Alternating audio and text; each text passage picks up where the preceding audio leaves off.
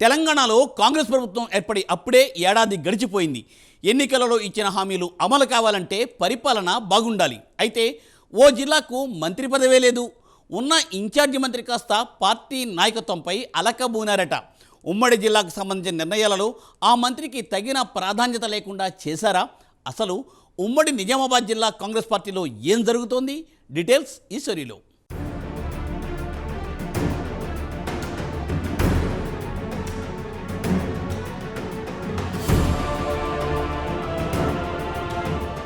తెలంగాణ రాష్ట్రంలో కాంగ్రెస్ ప్రజాపాలన ప్రభుత్వం ఏర్పడి ఏడాది పూర్తయి రెండో ఏడాదిలోకి అడుగుపెట్టింది. అయితే రాష్ట్ర కేబినెట్లో ఉమ్మడి నిజామాబాద్ జిల్లాకు మాత్రం స్థానం దక్కలేదు. దీంతో జిల్లాకు ఇన్ఛార్జి మంత్రిగా జూపల్లి కృష్ణారావును నియమించారు సీఎం రేవంత్ రెడ్డి. అప్పటి నుండి అడపాదడపా జిల్లాలో పర్యటించి మంత్రి పలు అభివృద్ధి కార్యక్రమాలు, పార్టీ కార్యక్రమాల్లో పాల్గొంటున్నారు.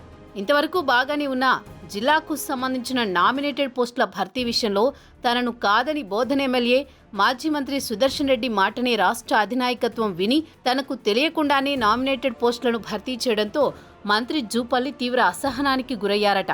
జిల్లాకు పీసీసీ ప్రెసిడెంట్ పదవి వచ్చింది.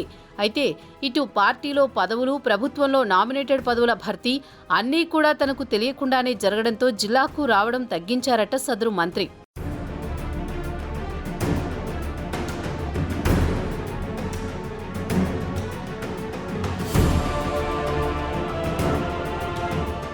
ఉమ్మడి నిజామాబాద్ జిల్లాలో ఎటువంటి అభివృద్ధి కార్యక్రమాలు జరిగినా, ప్రభుత్వం నుండి సంక్షేమ పథకాలు లబ్ధిదారులకు చేరాలన్నా ఇన్ఛార్జి మంత్రి ఆమోదం తప్పనిసరి.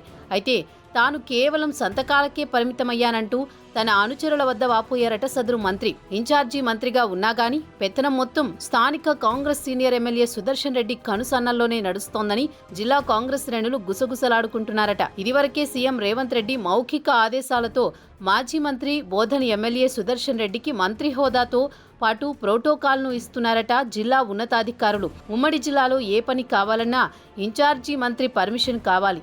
కానీ మంత్రి సుదర్శన్ రెడ్డి పర్మిషన్తో ఎన్ని రకాల పనులను చక్కబెడుతున్నారట జిల్లా అధికారులు. దీంతో ఇన్ఛార్జి మంత్రి జూపల్లికి జిల్లాలో పెద్దగా పని కూడా ఉండటం లేదన్న టాక్ పార్టీ వర్గాల్లో వినిపిస్తోంది.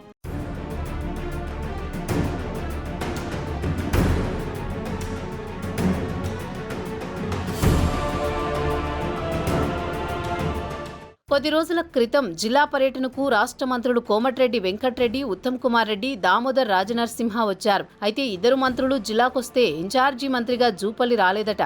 దీంతో బోధన్ ఎమ్మెల్యే సుదర్శన్ రెడ్డి అన్నీ తానే మంత్రుల వెంట ఉండడంతో కాంగ్రెస్ లో అసలేం జరుగుతోందనే చర్చ నడుస్తోంది. ఇన్ఛార్జి మంత్రి హోదాలో అన్నీ తానే వ్యవహరించాల్సిన మంత్రి జిల్లా పర్యటనకు అప్పుడప్పుడు వస్తూ వెళ్తుండడం, దానికి తోడు మంత్రులు జిల్లాకు వచ్చినప్పుడు ఇన్ఛార్జి మంత్రి లేకపోవడంతో జూపల్లిపై రాజకీయ వర్గాల్లో రకరకాల చర్చలకు దారితీస్తోంది.